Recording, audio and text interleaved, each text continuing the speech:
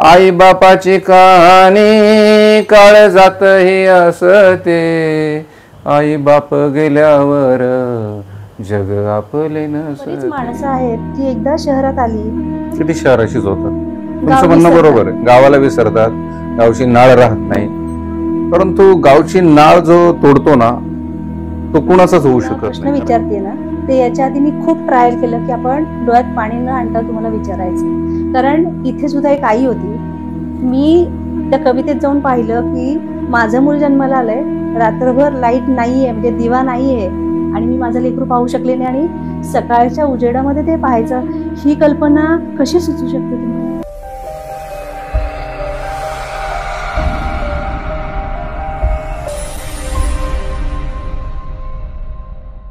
नमस्कार, शमी कोसगे या पॉडकास्ट चॅनलवर तुमचं हार्दिक स्वागत. आपलं एक सदर आहे, जरा हटके. कारण हटके जी माणसं असतात ती इतिहास रचतात आणि त्यांना हुशार लोक फॉलो करतात. अशाच प्रकारे आपल्याकडे एक हटके व्यक्तिमत्व आलेलं आहे. स्वतः इलेक्ट्रिकल इंजिनियर आहेत, MBA आहेत, मोठ्या पदावर काम करत आहेत. साहित्य विश्वामध्ये त्यांनी इतिहास रचलेला आहे. त्यांची एक कादंबरी आहे, एक भाकर तीन चुली, जी 424 पानांची आहे. 13 महिन्यामध्ये त्याच्या 19 आवृत्ती प्रसिद्ध झालेल्या आहेत. तसंच त्याला 17 राज्यस्तरीय पुरस्कार प्राप्त झालेले आहेत. जे लेखक आहेत, कवी आहेत, आपल्याकडे आलेले आहेत देवाजी झिंजाड. नमस्कार देवाजी, तुमचं माझ्या पॉडकास्टवर हार्दिक हार्दिक स्वागत. काय सांगाल देवाजी? स्वप्न पाहायची असतात, पण नवसानं स्वप्न पूर्ण नाही होत. त्यासाठी मेहनतीचा प्रचंड डोंगर उचलावाच लागतो. किती आव्हानं होती या तुमच्या प्रवासामध्ये? आव्हानं म्हणाल तर आव्हानांची मालिका होती असं म्हटलं तरी वावगं ठरू नये. कारण ज्या काळात लहान मुलं आईबापाकडे हट्ट करतात काहीतरी नवीन खेळणी मिळण्यासाठी, नवीन कपडे मिळण्यासाठी, त्या काळात मी आणि माझी आई फक्त वर्गात लागणारं एखादं पुस्तक, तेही जुनं एखाद्यानं वापरलेलं मिळावं यासाठी आम्ही झटत होतो. वही तर फार लांबची गोष्ट, जे काय होतं ते पाटीवरच लिहायचं. आजूबाजूच्या काही मित्रांनी किंवा पुढच्या वर्गात गेलेल्या पोरांनी वापरलेल्या ज्या वह्या होत्या त्यातली कोरी पानं फाडायची आणि त्याची दाभणणी टासून वही करायची, तीच माझी नवी वही, आणि त्याच्यावरच अभ्यास करत करत पुढे जायचं. तिसरीला असताना आई म्हणाली होती की तू तिसरीत पास झाला आणि चौथीत गेला ना तुला दप्तर घेईल. आणि मी दर वर्गात पास होत जायचो पहिल्या नंबरानं. पण आईला ते सांगितलं की ती आपली काहीतरी हाताच्या बोटावर मोजायची.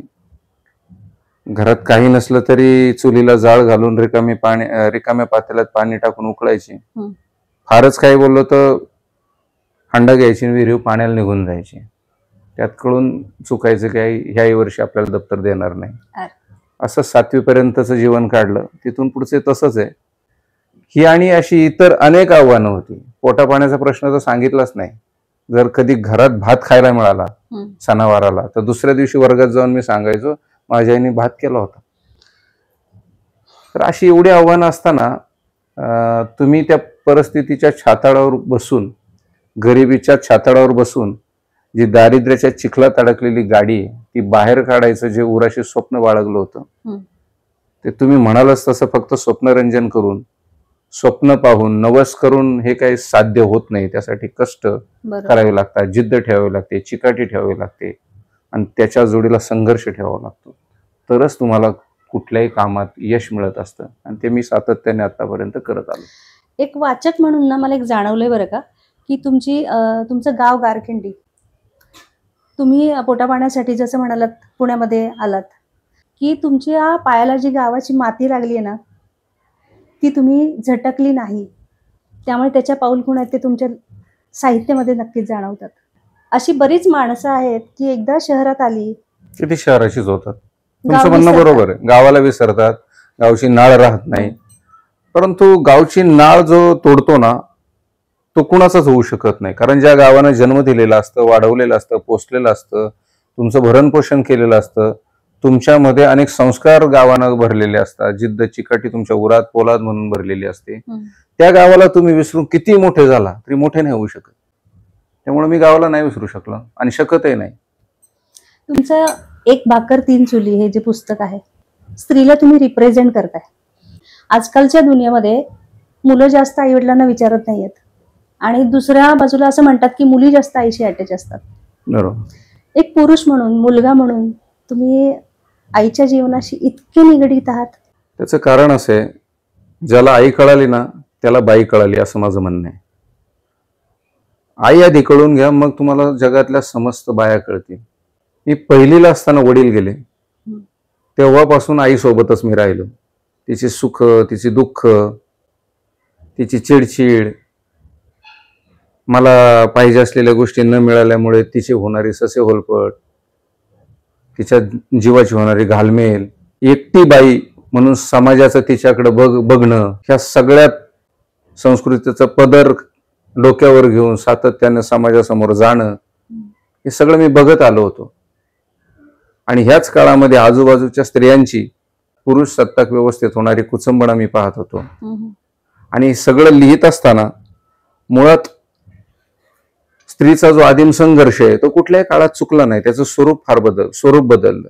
लांबून पाणी आणावं लागतं, रानात कामाला जावं लागतं, घरचंही करावं लागतं. हे कामाचं स्वरूप झालं, संघर्षाचं स्वरूप झालं. खेडेगावातल्या बायांची परिस्थिती मी सांगितली, पण शहरात सुद्धा बाया घरचंही काम करतात आणि 20-25 किलोमीटर 50 किलोमीटर नोकरीला जातात. तिथली कामं करतात, घरी येतात. बरं, घरी आल्यानंतर त्यांच्या घरी येणारे पाहुणे रावळे हे कुणाला पाहावे लागतात? बाईलाच सगळ्यात जास्त पाहावे लागतात, नवऱ्याला नाही. तर हे संघर्षाचं स्वरूप बदलतं. फक्त सगळ्यात जास्त कुचंबणा होते, पिळवणूक होते ती स्त्रीचीच, कुठल्याही काळात असू दे. मग हे सगळं पाहत पाहत मी मोठा होत होतो. त्यामुळं स्त्रियांच्या जीवनावरती काहीतरी स्ट्रॉंग असं लिहिलं पाहिजे असं जाणवत होतं, पण काय लिहिलं पाहिजे हे कळत नव्हतं. त्यामुळे जी गोष्ट लिहायची त्याची सुरुवातच आईपासून केली आणि ती गोष्ट सगळ्या वाचकांच्या काळजाला भिडली. त्यामुळं आपल्या कादंबरीला इतकं मोठं यश मिळालं. आणि जर तुम्ही ते आतून लिहिलं नसतं, त्याला जर सेंद्रिय भाषेची जोड नसते, जसे तुम्ही म्हणाला की मातीची ओल सोडत नाही, ती नसती तर लोकांनी स्वीकारलं नसतं. बरोबर. तुमची लेखणी जेव्हा तुम्ही हातात घेता तेव्हा पहिला विचार काय असतो तुमचा? जे काय लिहिल, कुठलाही शब्द, वाक्य, कविता, कथा, दीर्घ, जे काय लिहिल त्या लिहिण्याने मी स्वतः सद्गतीत झालो पाहिजे. माझ्या डोळ्यात आधी पाणी आलं पाहिजे, माझ्या काळजाला त्याने स्पर्श केला पाहिजे, मग तुमच्या काळजाला ती गोष्ट हात घालेल. कारण मी माझी गोष्ट गोंजारू शकतो, ती मोठी करू शकतो. आपलं पोरग शेंबडं असलं तरी आपल्याला शाहरुख खान वाटतच की. मी नगरी माणूस आहे, फार परखड बोलतो, स्पष्ट बोलतो, पण ते आपल्याला आधी आवडलं तर दुसऱ्याला आवडेल. ही कादंबरी लिहित असताना मी कधी कोरड्या डोळ्याने एकही पान लिहिलेलं नाही. त्याच्यामुळे आज हजारो लोकांच्या डोळ्यात पाणी उभं राहते ही कादंबरी वाचताना. ते त्याच यश आहे. तुम्ही आता जसं म्हणालात ना की कोरड्या डोळ्यांनी मी कधी लिहिलं नाही, तसंच आहे तुमची एक कविता आहे, तो हा जन्म झालता तेव्हा चिमणीत घासलेट नव्हतं. हे मी आता तुम्हाला प्रश्न विचारते ना, ते याच्या आधी मी खूप ट्रायल केलं की आपण डोळ्यात पाणी न आणता तुम्हाला विचारायचं. कारण इथे सुद्धा एक आई होती. मी त्या कवितेत जाऊन पाहिलं की माझं मूल जन्माला आलंय, रात्रभर लाईट नाहीये, म्हणजे दिवा नाहीये, आणि मी माझं लेकरू पाहू शकले नाही आणि सकाळच्या उजेडामध्ये ते पाहायचं. ही कल्पना कशी सुचू शकते तुम्हाला? पहिली गोष्ट, कल्पनांचे इमले बांधून ज्या रचना करतात, सोफ्यावर बसून जे वाफ्यावर लिहितात, अशा काही कवींबद्दल बोललं जातं. परंतु मी कधी वास्तवाचा पदर सोडून कुठल्याही साहित्य निर्मिती केली नाही. जे जगलो भोगलो त्याचीच कविता झाली, त्याचीच कादंबरी झाली आणि ते लोकांना त्यामुळे आवडतं. आता विचार करा, एक स्त्री मेनोपाजच्या उंबरठ्यावर आहे. जर का ह्या 1-2 महिन्यामध्ये गावाकडे राहिलं नाही म्हणतात, राहिलं नाही तर तिला समाज बोलणारे, भाऊबंद बोलणारे, अशा काळात जर गर्भधारणा होत असेल, बाळंतपणाचा तो गोड सुखद दिवस तिच्या आयुष्यात आला असेल, आणि अशा परिस्थितीत धड घरीही नाही, धड दवाखान्यातही नाही, आणि ती अडलेली बाई रस्त्यानं जाताना रानातच एखाद्या बाईच्या घरी तिला थांबावं लागलं असेल, कारण रस्ता खडबडीत, खटरगाडीतून जाताना तिला त्या वेदना असह्य होत आहेत, पोटात कळ येते पण बाळ बाहेर येत नाही. अशा परिस्थितीत ती एका झोपडीत जाते, तिच्याबरोबर 1-2 बाया असतात, चूल विजलेली असते, घरात काडीपेटी नसते, काडीपेटी आणायला जावा तर हे घर रानातलं आहे, काडीपेटीत काड्या सुद्धा नाहीत. आणि इतक्या वर्षाचं वांझपणाचं ओझं कपाळी असताना त्याचं बाळंतपण त्या अंधारात होत असेल आणि जे काय होतंय ते फक्त बायांच्या हाताला, त्या बाळाला एवढंच माहिती असेल, या दोघांनाच कळत असेल की नेमकं काय चाललंय. त्यावेळेस अंधाराच्या डोळ्यात डोळे घालून एखाद्या आनंदाच्या झाडाचा जन्म होत असेल आणि इतक्या वर्षांनी झालेलं बाळ हे मुलगाच असेल हे फक्त चाचपून कळत असेल बोटांना. म्हणजे मी त्यात लिहिलेलं आहे कादंबरीत, तिची बोटच जणू डोळे झाली होती. रात्रभर त्या बाळाच्या अंगावरून ती हात फिरून पाहत होती. त्याचं नाक कसं आहे, याचं कान कसं आहे, याचा गाल कसा आहे, हा कुणावानी दिसत असेल, माझ्या नवऱ्यावानी दिसत असेल का मायावानी दिसत असेल. रात्रभर तिच्या मनात विचारांची आंदोलन आहेत. अंधाराला सुद्धा दिसणार नाहीत अशी आसव तिच्या डोळ्यातून वाहत आहेत. आणि ही गोष्ट ज्यावेळेस 9वीला गेल्यावर ती तिच्या मुलाला सांगत असेल, तिच्या जन्माची चित्तरकथा, त्यावेळेस ती कविता पुढे येते. तुहा जन्म झालता तवा, तुहा जन्म झालता तवा चिमणीत घासलेट नव्हतं. तुहा जन्म झालता तवा चिमणीत घासलेट नव्हतं, सकाळीच तुला पाहिलं. एक वेळ मला विसर, एक वेळ मला विसर, पण विसरू नकोस त्या चिमणीला. एक वेळ मला विसर, पण विसरू नकोस त्या चिमणीला, कारण तीही जागली होती उपासपोटी, कारण तीही जागली होती उपासपोटी माझ्यासोबत तुझ्यासाठी. बाळा, जेव्हा नवीन घर बांधशील ना, तेव्हा एक छोटीशी देवळी ठेव बर का, त्या येवल्याशा जीवाला मिनमिनण्यासाठी, कारण तीही जागली होती माझ्यासाठी उपासपोटी रातभर तुहा जन्म झालता तवा. शब्द संपले माझे. एक भाकर तीन चुलीचा प्रवास सांगू शकाल? आता भुईछत्रासारखे कवी लेखक जन्माला आलेले आहेत. काही काही लेखक तर पुस्तकावर लेखन काळ टाकतात. म्हणजे ऑगस्ट ते सप्टेंबर हे पुस्तक लिहिलं. मला एक कळत नाही, 2-3 महिन्यात 6 महिन्यात कसं काय पुस्तकं लिहितात लोक. ह्या कादंबरीसाठी मी 8 वर्ष घेतलेत, 850 तास मी घालवलेत. यात मी 9-10 तास नोकरी केली, सामाजिक कामं केलेत, स्वतःचे कार्यक्रम केलेत, स्वतःचं आरोग्य कुटुंब सांभाळून, शेवटच्या काळामध्ये आईचं आजारपण सांभाळून सातत्याने मी लिहित होतो. आणि 8 वर्षे 850 तास या कादंबरीसाठी घातलेत. विशेष म्हणजे फक्त घरातल्या घरात बसून हे लिहिलं नाही. यासाठी अनेक जुन्या जाणत्या खोडांचे म्हणजे म्हाताऱ्या माणसांचे खरबुडे हातात घेतले, कारण हा काळ फार जुना आहे. सगळी माहिती मिळवण्यासाठी मैलोनमैल चाललोय. जिथं ती गेली, जिथं ती लढली, जिथं ती कुडली, ह्या सगळ्या मार्गावर अनवाणी चाललोय. कारण मला पाहायचं होतं तिच्या पायांना नेमकं काय वाटलं असेल. ओढे, नद्या, नाल्या, डोंगर हे सगळं पालथं घातलंय. त्यावेळेस ते सगळं पुन्हा एकदा काळजात उतरून घेतलं आणि मग पानावर उतरवलं. याचे 8 खरडे झालेत. 3.5 लाख शब्द असतील, गुणिले 8 विचार करा. हे करत असताना खूप त्रास झाला. मी का लिहितोय, कारण कधी कधी ट्रान्समध्ये जायचो. जसं आता मी कविता म्हटलो, ते प्रकरण आनंदाचं झाड लिहिल्यानंतर मी 3 महिने काहीच लिहू शकलो नाही. जसं तुमच्या डोळ्यात पाणी उभं राहिलं तसं मी पूर्णपणे भावनाविवश झालो. का लिहायचं मी? इतका जर भूतकाळातल्या दुःखाचा गाळ उपसून मी पुन्हा पुन्हा दुःखी होत असेल तर का लिहावं, असा मला प्रश्न पडायचा नेहमी. पण 3 महिने ट्रान्समधून बाहेर आल्यानंतर पुन्हा नव्या जोमानं लिहायला लागलो आणि लिहिलं. न्यू इरा पब्लिशिंग हाऊसने ही कादंबरी प्रकाशित केली. आजच्या काळामध्ये कुठलाही प्रकाशक पैसे घेतल्याशिवाय कादंबरी प्रकाशित करत नाही. मला 1ही रुपया लागला नाही. सुनील यावलीकरांनी सुंदर चित्र काढलं, अनिल गोवळकरांनी कॅलिग्राफी केली आणि अतिशय सुंदर अशी कादंबरी. आता सुधारित आवृत्ती 454 पानांची येते, 19वी आवृत्ती. आणि अनेक रेकॉर्ड प्रस्थापित केले. मुळात मराठी वाचक वाचत नाहीत हा जो काय भ्रम आहे त्याला फोल ठरवलं. कारण 454 पानाची 450 रुपयांची कादंबरी माणसं ज्यावेळेस विकत घेतात ही सोपी गोष्ट नाहीये ना. बरोबर. माझं म्हणणं किंवा माझं गाऱ्हाणं, माझं मांडणं तुम्ही का वाचावं, तेही 450 रुपये देऊन का वाचावं, हा प्रश्न सर्वसाधारण सगळ्यांना पडू शकतो ना. पण लोकांनी घेतलं 4,000हून अधिक अभिप्राय याच्यावरती आले.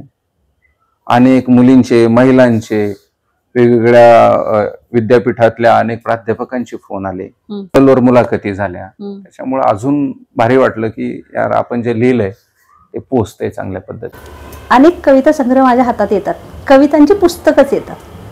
खूप मुखपृष्ठ भारी सजवलेलं असतं, सगळं भारी असतं, स्वतःच ते छापलेलं असतं पुस्तक.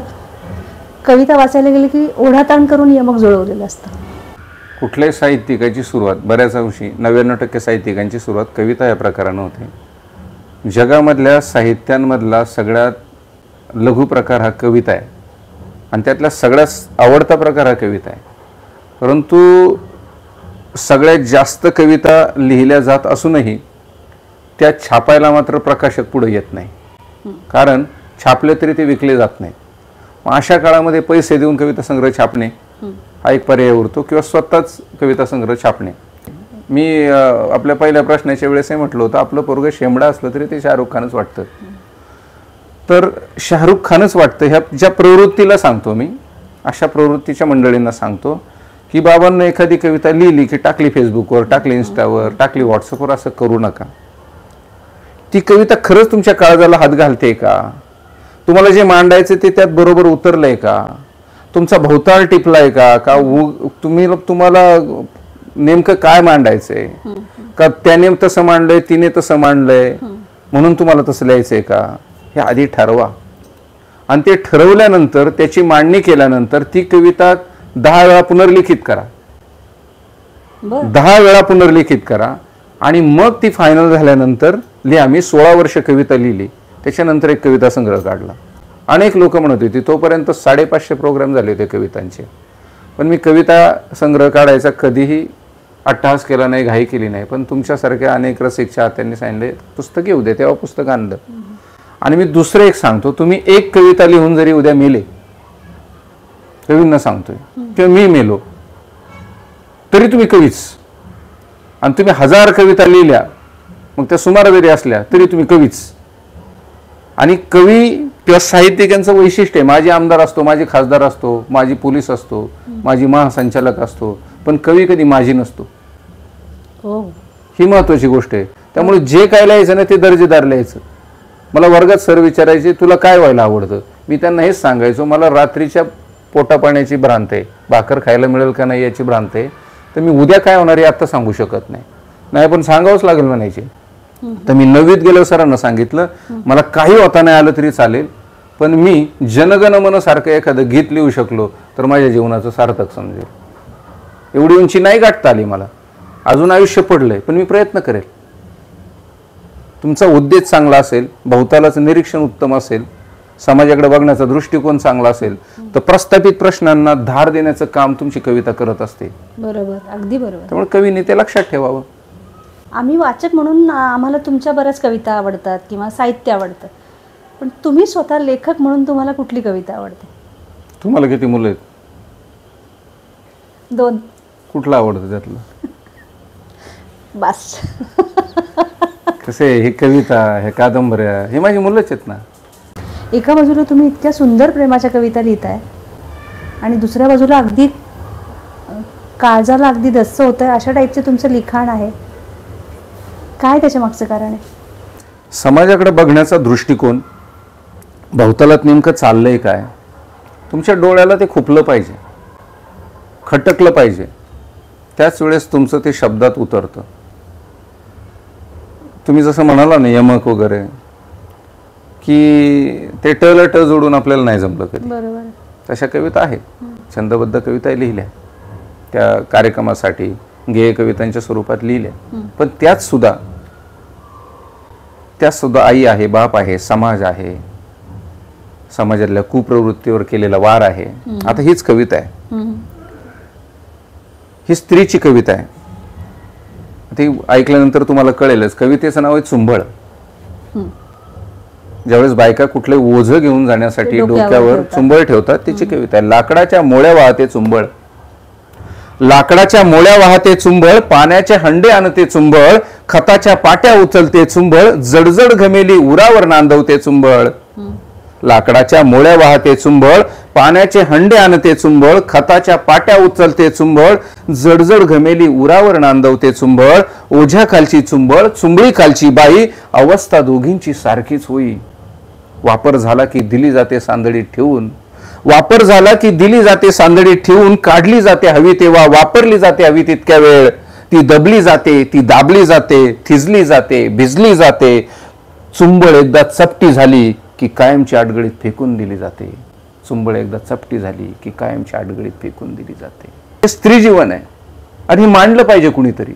आणि हे ज्यावेळेस एखादा पुरुष ताकदीनं मांडतो ना, त्यावेळेस ते नक्कीच आवडतं. आणि त्यामुळे प्रत्येक कवितेला मिळणारा प्रतिसाद हा सुद्धा तसाच त्याच ताकदीचा असतो.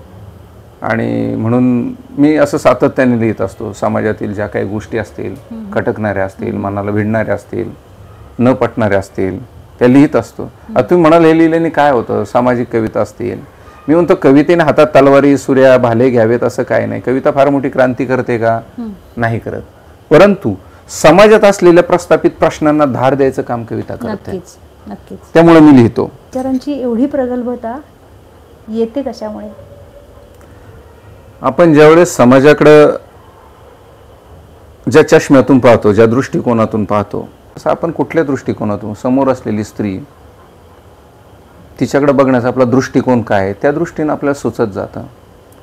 म्हणजे मी आईवर कविता करायच्या आणि बाहेर आल्यावर एखाद्या बाईवर वाईट नजर ठेवायची, अशी प्रवृत्ती असेल तर असं सुचणार नाही तुम्हाला.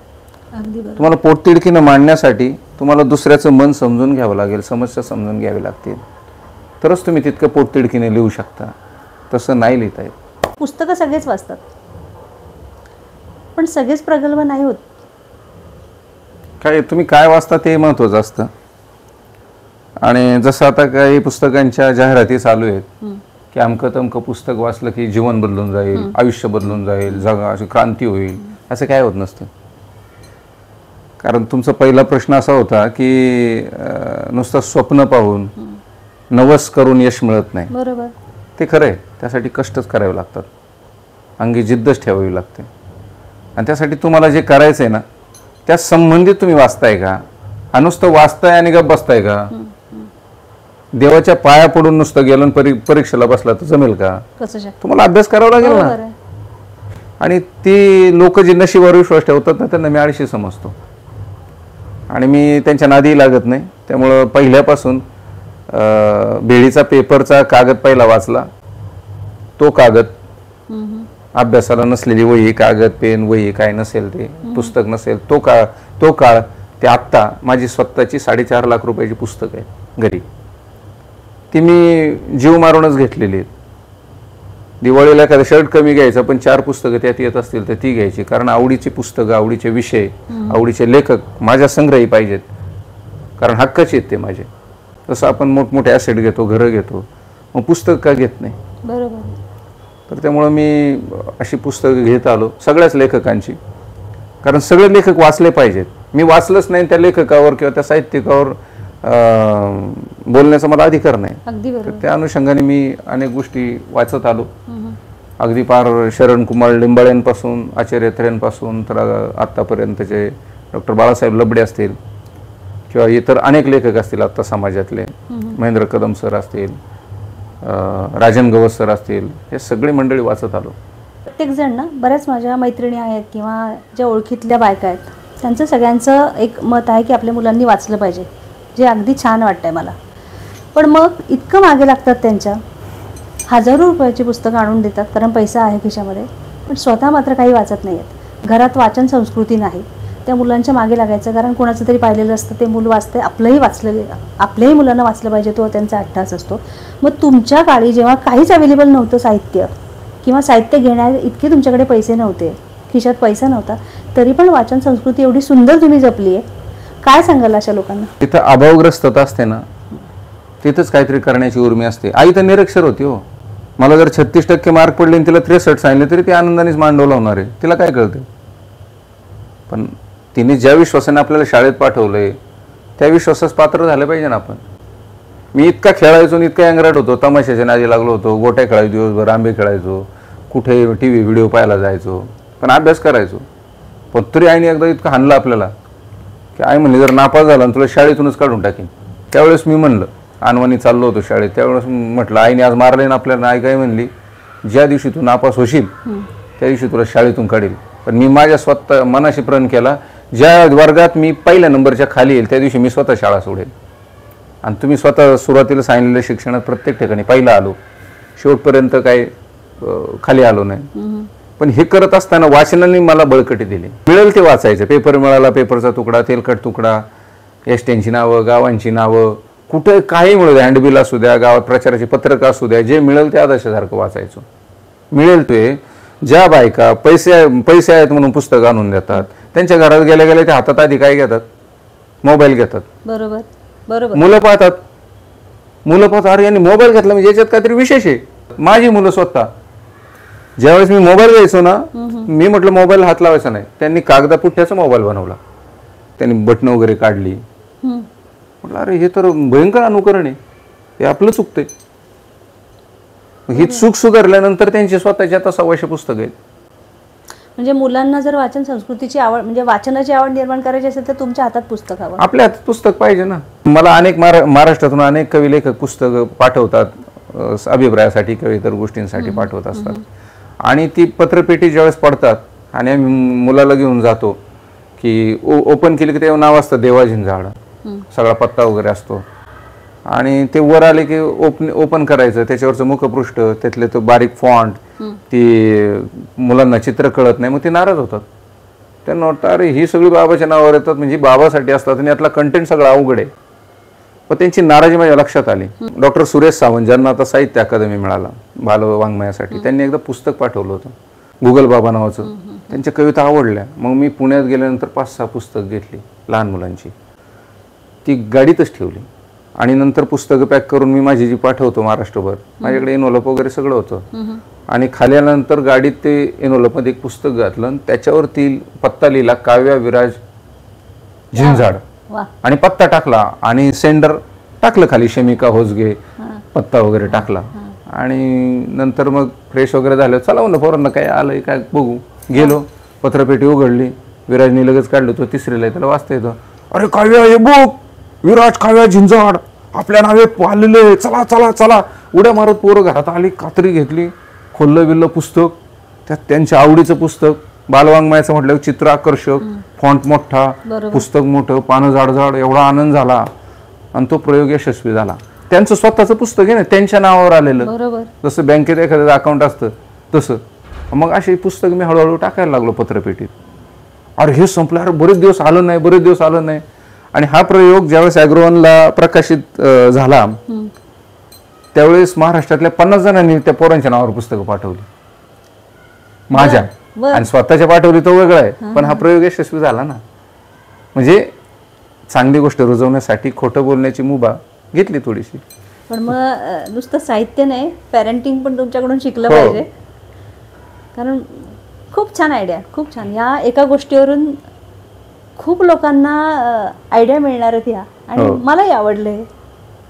आणि त्यांना सांगितलेले तुम्हाला इंग्रजी नाही आलं तरी चालेल, कारण आम्ही झेडपी शाळेत शिकलो. आता इंग्रजी फार येत असं नाही, पण आमचं त्याचं वाचून काही अडलं नाही.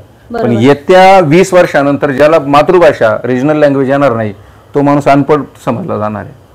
बरोबर. कारण आपल्या भाषेचा मृत्यू सगळ्यात क्रूर घटना असणार आहे. त्यामुळे पोरांना सांगतो, दररोज एक हिंदीचा पाठ वाचा, एक मराठीचा वाचा आणि एक इंग्लिशचा वाचा. त्यात सर्वात आधी मराठी वाचा, कारण बाकी इंग्लिश वगैरे काय आपण झेडपीचे विद्यार्थी असून शिकलोच की. बरोबर. आणि त्याच्यावर अडलं काय, त्याच्यामुळे पोरं वाचतात. आज 3रीतल्या विद्यार्थ्यांना जेवढे शब्द माहीत नाही त्याच्या वर्गातल्या, तेवढे विराजला माहिती आहेत, तेवढे त्या पहिलीतल्या काव्याला माहिती आहेत. त्याचं यश त्या पुस्तकांमध्ये आहे ना. त्यांनी जर आतापर्यंत ही पुस्तकं वाचली नसती, साधारणतः 3 वर्षापर्यंत एखाद्या विद्यार्थ्याला 500 शब्द माहिती असतात मराठी, आज त्यांना 3000 शब्द माहिती आहेत. ते वाचनाचं यश आहे. साहित्यातले तुमचे आगामी प्रोजेक्ट काय आहेत मग आता? आगामी प्रोजेक्ट आता नोकरी पाणी करून भरपूर आहेत डोक्यात, परंतु जसा वेळ मिळेल तसा लिहिणार आहे. परंतु 1 भाकर 3 चुली ह्या कादंबरीचा सिक्वेल यावा अशी अनेकांची इच्छा आहे. त्या दृष्टीने आपल्याकडे 3-1 हजार कॉपींची ॲडव्हान्स बुकिंग आहे. म्हणजे एखादी आवृत्ती सुद्धा माणसांची खपत नाही. पण ह्या पुस्तकानंतर नेमकं पुढे झालं काय, बबूचा देवा झिंजाड कसा झाला, आईला सुख मिळालं का, बाकीच्या भावंडांचं काय झालं, असे अनेक प्रश्न आहेत वाचकांचे. त्याविषयी मी लिहितोय. 2026 मध्ये येईल. 4 वर्ष झालं तिचं लिखाण चालू आहे. माझी सवय, ही कादंबरी ज्यावेळेस पब्लिशरकडे जाते प्रोसेससाठी त्यावेळेस लगेच दुसरा प्रोजेक्ट हातात घेतो. तर 4 वर्षापूर्वी याचा पुढचा कादंबरीचा प्रोजेक्ट हातात घेतलेला आहे. ती 2026 मध्ये येईल. म्हणजे तिचा लेखन कालावधी 4 वर्षाचा आहे. त्या दरम्यान मेंदूची मशागत एक आलेलं आहे. आणि याच्यानंतर आता आई कळाली, ज्याला आई कळाली त्याला बाई कळाली नावाचा कविता संग्रह येतोय. बाल कविता संग्रह एक येतोय, गडबड गीते नावाचा, लहान मुलांसाठी. आणि त्या असल ग्रामीण कविता असणार आहेत.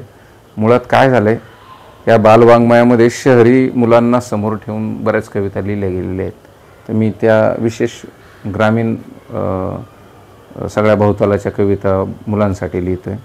एक पुस्तक लिहितोय मी, सूत्रसंचलन कसे करू नये नावाचं एक पुस्तक येते माझं. हां, म्हणजे बरेच म्हणतात निवेदन असं पाहिजे तसं पाहिजे, सांगतो म्हणलं तुम्हाला सांगतो. आणि एक नंदा नावाची कादंबरी आहे छोटीशी, एक सुनंदा नावाची आहे. बस एवढंच लिहिणार आहे. 50च्या आत सगळं लिहून रिकाम व्हायचं.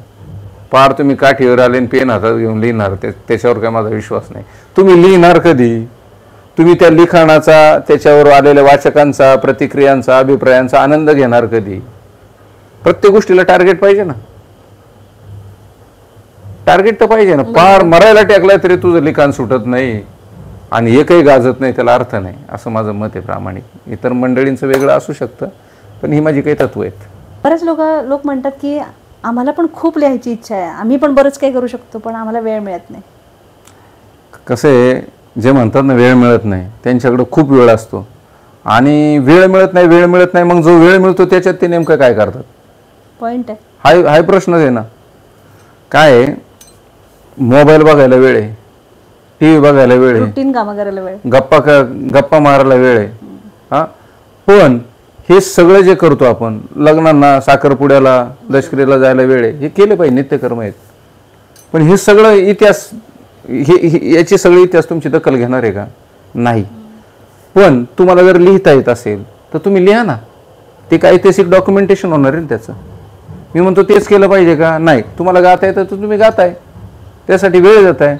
आज तुम्हाला वाटतंय की शमिका होसगे हे पॉडकास्ट माझं चांगलं झालं पाहिजे, त्या दृष्टीने तुम्ही प्रयत्न करताय, म्हणजे वेळ देताय ना. बरोबर. आज गुंतवलेली वेळ हे उद्याच्या यशाचं गमक आहे ना. पण माणसं त्याचा विचारच करत नाही. म्हणजे कसं झालंय माहिती आहे का, आत्ता फेसबुकवर जे हे चालतं, जरा म्हणजे थोडा विषयांतर होईल पण सांगतो मी, त्या सोशल मीडियाचं वास्तव सांगतो.